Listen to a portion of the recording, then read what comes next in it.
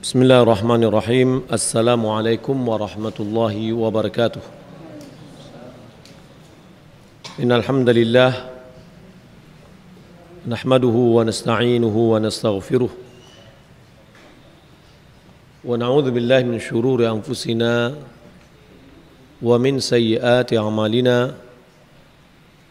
May yahdihillahu fala mudilla lahu wa may yudlil fala hadiya lahu. وأشهد أن لا إله إلا الله وحده لا شريك له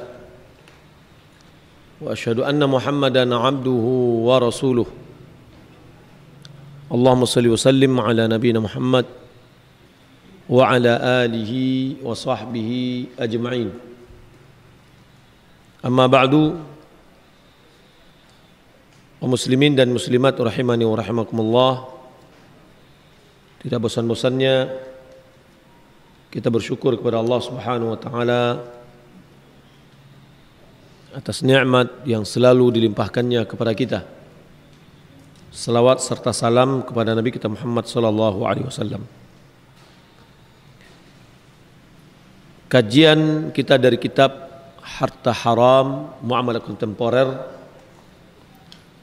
di mana kita membahas tentang harta haram hasil kezaliman. Kita telah mempelajari kezaliman terhadap hak-hak Allah yang dia jatuh kepada harta haram.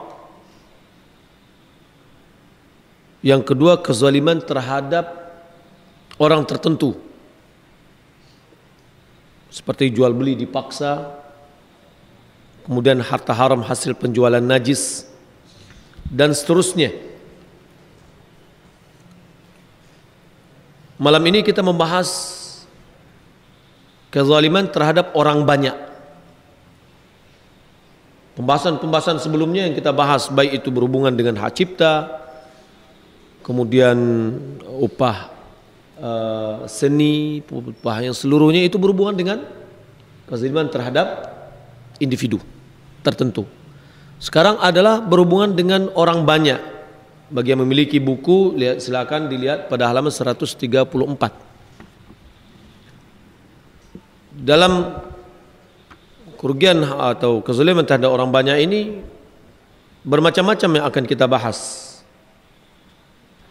Kezaliman terhadap orang banyak, sebenarnya apapun muamalat yang melanggar syariat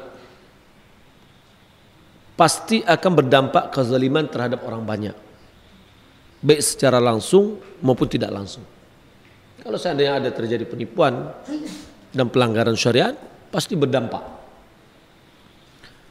Akan tetapi pembahasan ini dimaksud untuk menjelaskan kezaliman dalam muamalah yang berdampak langsung terhadap orang banyak.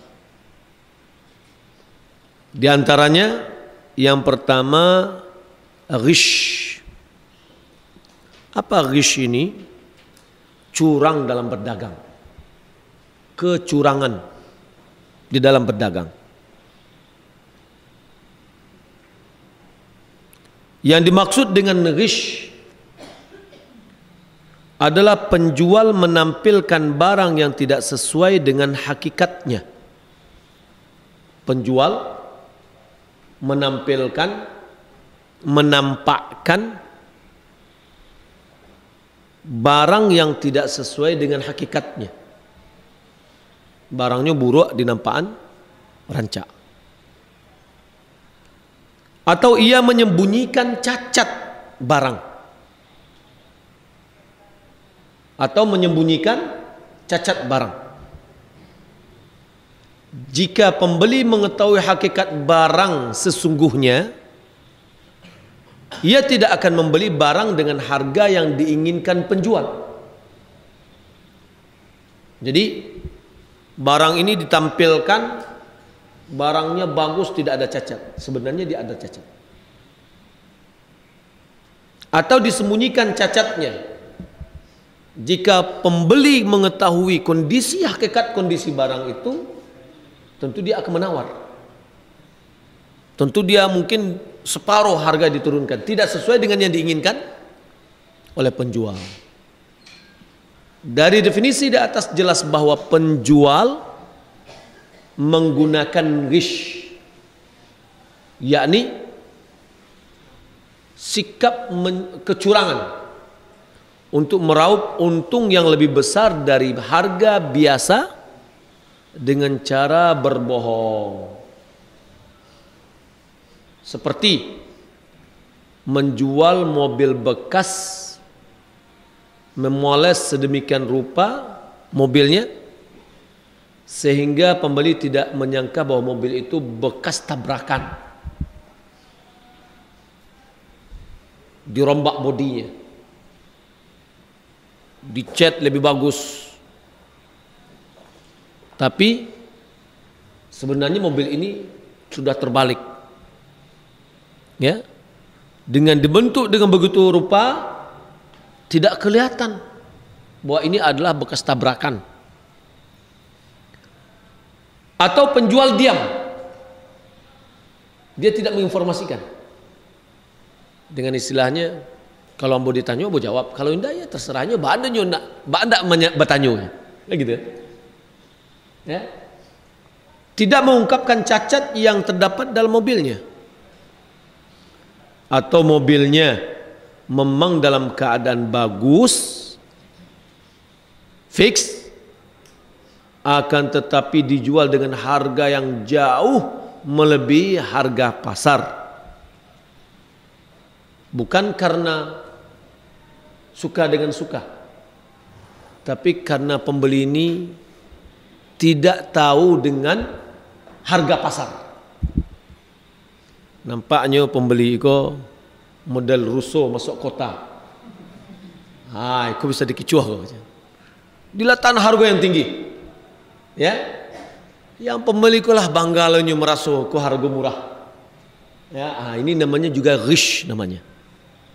Ya, atau orang ini termasuk orang yang nggak mampu paibuati, nggak namuah mau meragu seketik pun, nggak mau menawar sedikit pun. Berapa dilataan di luluannya. Ya, ini juga ada sebagian pedagang yang mengambil kesempatan seperti itu. Ya. Dalam bentuk lain dari ghish adalah mengurangi timbangan atau takaran dengan tujuan ia mendapat keuntungan dari selisih barang yang ditimbang dengan benar. Beralang seko, langseko 10.000 sekilo, ditawar oleh seorang ibu 6.000 salah. Tidak mungkin, modalnya aja 7.000. Tapi dia kok tidak ada, tapi timbangan dikurangi. Ya, ibu kok lah pai pulang dapet kok ya, apa namanya, yang murah 6.000 mau dapat sekilo, kira ditimbang tahunya sekila, ya 6 on. Ya, dari selisih tadi dia bagaimana dia menutupi ya kekurangan dari harga, sehingga dia tidak dirugikan. Ya, termasuk juga seperti mengurangi takaran liter apa? Nah, liter minyak bensin. Walaupun 0,0 sekian. Apa? Ini untuk mengganti penguapan bensin dari tangkinya. Ya, itu juga ghish. Subhanallah. Orang untuk mencari yang nol pasti pas itu saya juga perlu dikoreksi juga itu kayaknya. Apa betul? Kalau betul alhamdulillah. Tapi itu sulit kadang-kadang bagi orang yang petugas. Tidak mau dia. Dia pengen sekian 0, sekian itu sekian juga bayarnya. Ya. Nah, ini kejujuran sudah dibeli mahal kadang-kadang. Baik. Ini bentuk dari ghish, kecurangan. Bagaimana seharusnya pedagang muslim? Ya, pedagang berkah yang bisa mendapatkan berkah dari pedagangannya. Pedagang muslim wajib jujur. Tidak boleh curang. Ya. Seorang pedagang muslim dapat meraih derajat yang tinggi bersama para nabi di akhirat kelak dan mendapat keberkahan hidup di dunia dengan harta, dalam hartanya. Ia dapat meraihnya melalui profesinya sebagai pedagang yang jujur. Ya, sebagai pedagang, hal itu dicapainya dengan bersikap jujur.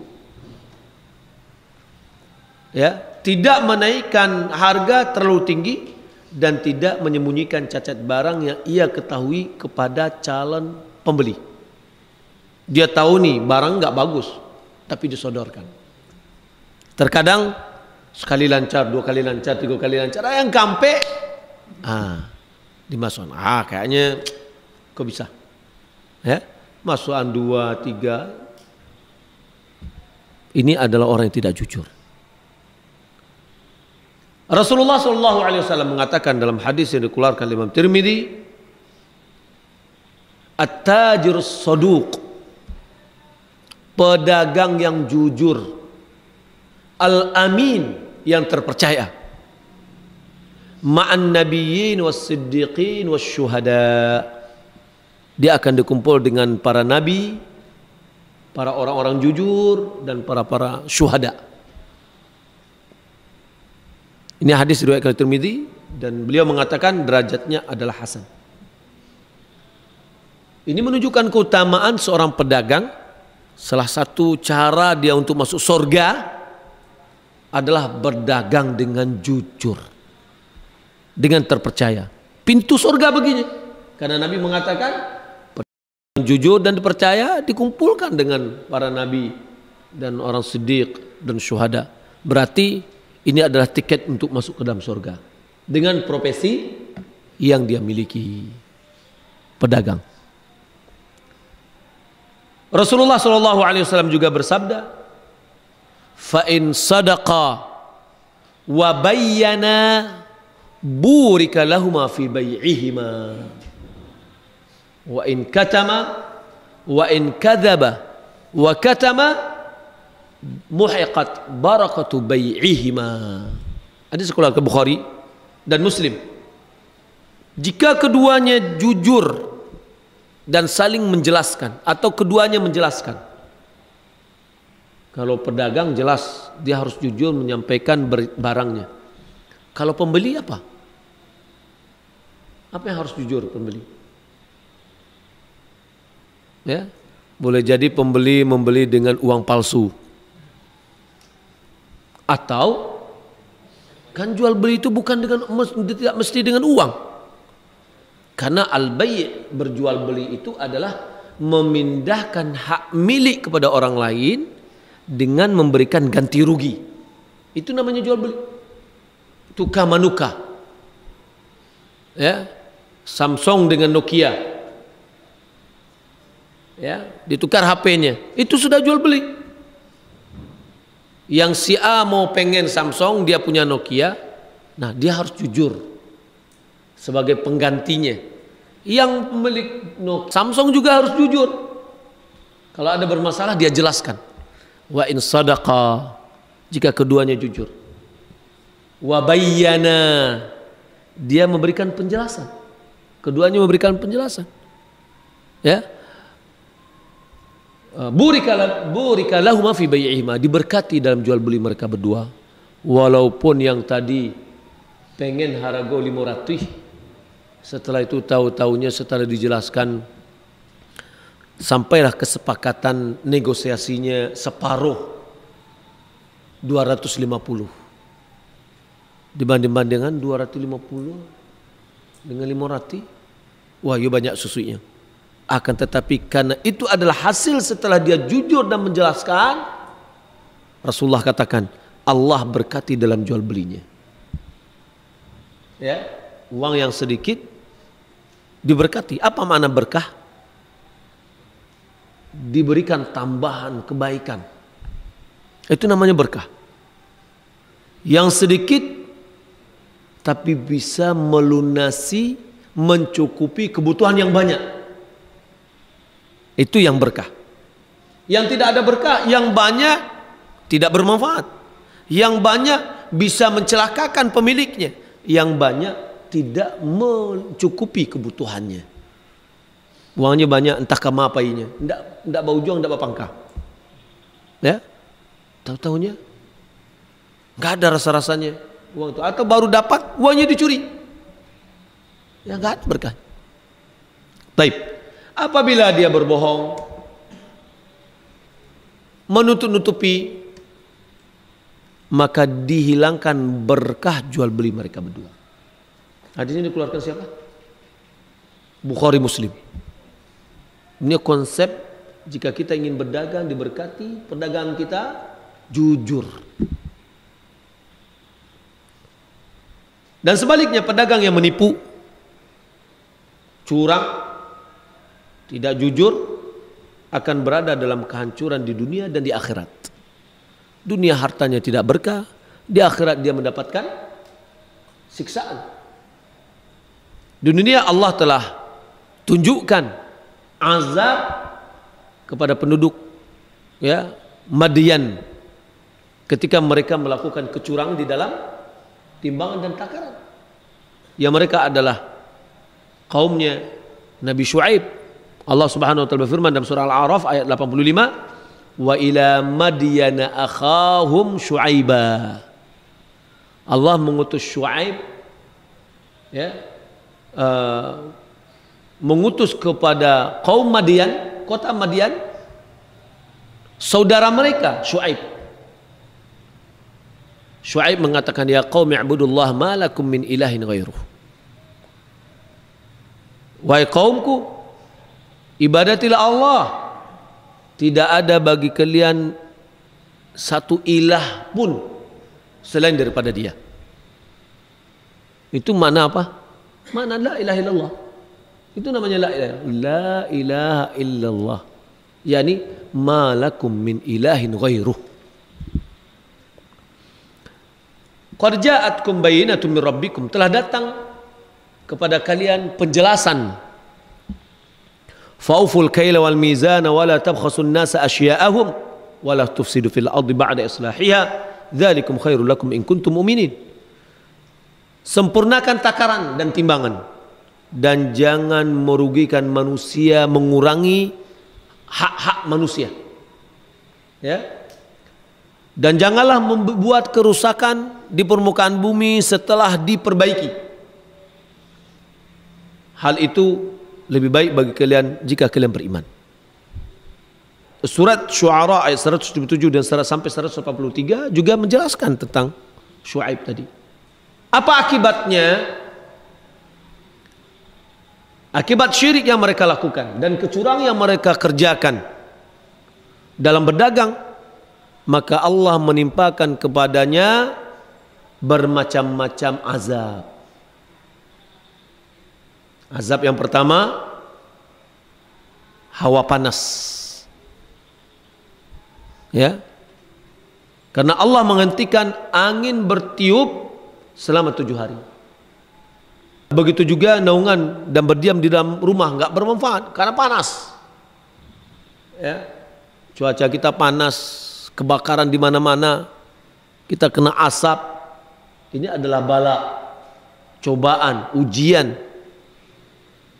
Allah tidak akan menimpakan satu musibah kecuali ulah tangan manusia. Setelah itu, karena sudah tidak tahan lagi, mereka meninggalkan rumah menuju padang pasir. Di tengah padang pasir mereka saksikan awan gelap. Lalu mereka berkumpul dan bernaung di bawah awan tersebut bersama-sama. Ketika semua telah berkumpul di bawah awan, maka Allah lempari mereka dengan bunga api dan meteor.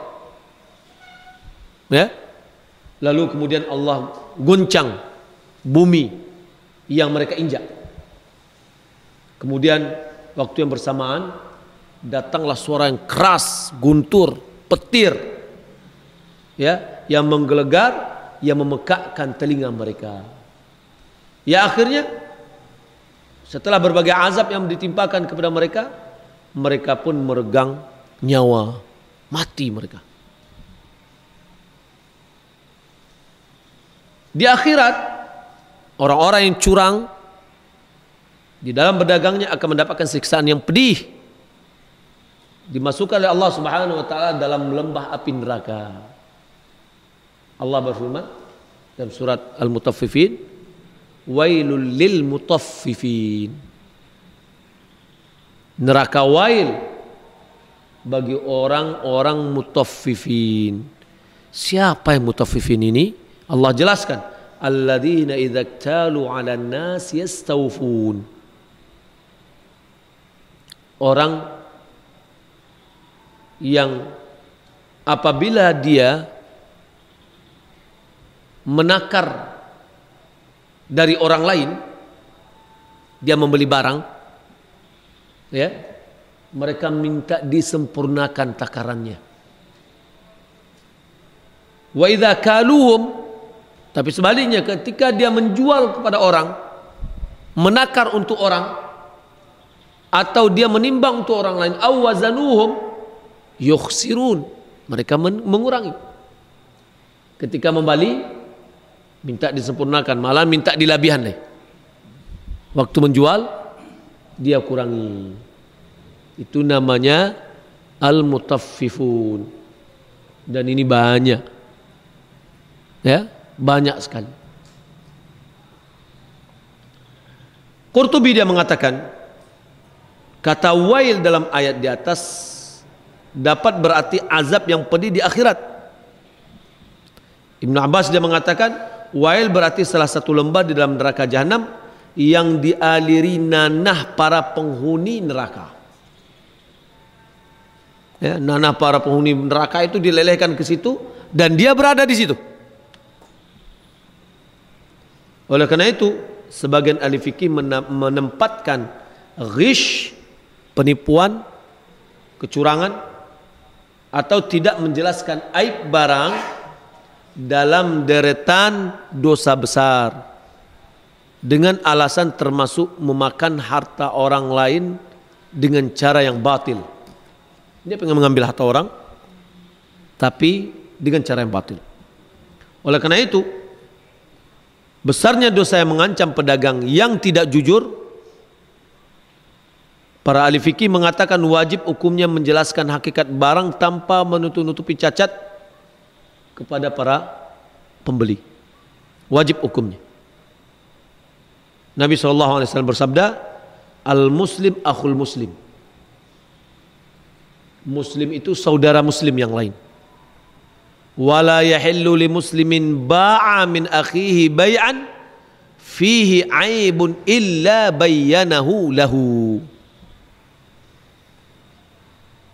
Tidak halal bagi seorang muslim apabila dia menjual satu barang kepada saudaranya muslim, di dalam barang itu ada aib, cacat, kecuali dia harus jelaskan. Oh, barang itu ada seketik ko ratak ko. Ya. Oh, barang ini ya, sebenarnya bagus tapi ada seketik gitu. Ya. Kalau misalkan sebutkan semuanya, nggak ada kebaikan semua, mana orang mau beli? Tapi sebutkan apa adanya. Ini barangnya bagus, tapi ini salahnya. Kalau ini begini, ini salahnya. Saya subhanallah ada seorang pedagang, dia non muslim lagi. Senang belanja dengan dia. Kenapa? Dia jelaskan barang. Dia bilang, oh kalau ini anunya. Kalau ini begini, ini begini, ini begini, ini begini. Dia terangkan. Ya. Hati manusia dia akan lebih cenderung kepada kejujuran. Dia puas deh. Nah, seorang muslim hendaklah dia jujur. Nabi SAW mengatakan, muslim saudara muslim yang lain. Kalau saudara itu gimana? Tulus, memberikan yang terbaik. Maka tidak halal bagi seorang muslim untuk menjual satu barang kepada saudaranya yang di dalam barang itu ada aib, kecuali dia harus jelaskan. Dalam hadis di atas, Nabi SAW juga menjelaskan bahwa menjelaskan aib barang merupakan konsekuensi dari persaudaraan ukhuwah Islamiyah atau ukhuwah fil iman, persaudaraan di dalam iman, ya, persaudaraan seagama Islam. maka sangat layak bagi Nabi SAW untuk tidak memasukkan para pedagang yang berbuat curang ke dalam kelompok saudara semuslim, ya, atau se-Islam. Kenapa? Karena dia tidak jujur. Karena seharusnya muslim dengan muslim lain dia hendaknya jujur. Karena konsekuensi dari persaudaraan seagamanya, dia dituntut untuk jujur kepada saudaranya. Tapi ketika dia tidak jujur, maka pantas kalau seandainya Nabi mengeluarkannya dari persaudaraan Islam atau mengeluarkan dari kelompoknya. Dalam hadis dikeluarkan oleh Imam Muslim, an Abi Hurairah radhiyallahu ta'ala anna Rasulullah sallallahu alaihi wasallam marra ala subrati ta'amin fa adkhala yadahu fiha. Nabi sallallahu alaihi wasallam melewati seonggok makanan, lalu beliau masukkan tangan beliau ke bawahnya dalam makanan itu. Fanalat asabi'uhu balalan, jari jemari beliau merasakan adanya basah di dalam. Faqala ma hadha ya sahibat ta'am, wahai pemilik makanan, ini apa ini? Qala asabathu as-sama'u ya Rasulullah, dia ditimpa hujan, patang menetes air ke dalam, ya. Qala afala ja'altahu fawqa at-ta'am kayyarahu an-nas, kenapa kamu tidak letakkan barang tadi di atas supaya manusia tahu ini barangnya ada yang basah. Lalu Nabi mengatakan, man ghasya falaysa minni, kata Nabi. Man ghasya, siapa yang curang maka dia bukan dari golonganku. Ya, kenapa? Karena dia tidak tulus. Oleh sebab itu maka seorang pedagang muslim yang baik tidak akan melakukan penipuan di dalam perniagaannya. Dan bila terlanjur melakukannya, dia segera bertaubat dan membersihkan hartanya. Abu Sa'id Al-Khadimi, ulama mazhab Hanafi, meriwayatkan bahwa Imam Abu Hanifah ini seorang bisnismen, ya. Dia memiliki pabrik kain, memiliki pekerjaan banyak.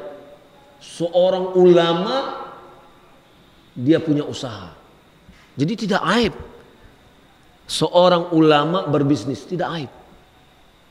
Malah ulama-ulama hadis banyak yang mereka adalah berusaha karena dia tidak mau menyandarkan dirinya kepada orang lain. Malahan Abu Hanifah ini memiliki kurang lebih 1000 pekerja. Kalau kita sekarang ini pabriknya udah besar, ya. Beliau mengirim 70 helai kain melalui Al-Bishr untuk dijual di Mesir. Dan beliau menulis surat kepadanya bahwa kain yang telah diberi tanda terdapat cacat, serta memintanya untuk menjelaskan cacat tersebut kepada calon pembeli. Sudah ditandain, ini cacat, ini cacat. Tolong dijelaskan dulu kepada orang ini cacatnya. Setelah kembali ke Irak, Bishr menyerahkan uang hasil penjualan kepada Abu Hanifah sebanyak 3000 keping uang dinar. Uang dinar itu emas, ya. Kalau rupiah, ya, kalau kitanya rupiah emas. Itu saya melihat kemarin, nggak salah, itu ada dahulu, ya, masih tanggal berapa? 1881. Bukan dibuat-buat logo, memang itu adalah tanggal buatannya, tidak ada lagi buat yang baru. 3.000 keping uang dinar ini kalau diukur dengan berat emasnya adalah 12,75 kilo, ya, emas. Coba berapa uangnya kalau sekarang? 1 kilo taruhlah 500, Ya. Berarti 12 kali 5 6 M uangnya lebih. Ya. Lalu Abu Hanifah menanyakan kepada Bishr, apakah satu kain yang cacat ini ia jelaskan cacatnya kepada pembeli saat dia jual? Lalu Bishr menjawab, aku lupa. Onde lupa boh. Dek sibuk berdagang lupa jadi. Ya. Lalu apa yang dilakukan oleh imam ini sendiri? Dia berdiri lalu mensedekahkan seluruh hasil penjualan 70 helai kain. Begitu dia mau bebas dari uang yang tidak jelas. Ya. Nah, ini tidaklah dilakukan oleh para pedagang yang jujur, di mana hartanya diberkati oleh Allah Subhanahu wa taala. Taib. Bentuk-bentuk ghish. Ghish, apa arti ghish tadi? Curang. Ya, curang, kebohongan, penipuan. Bahasa kitanya apa?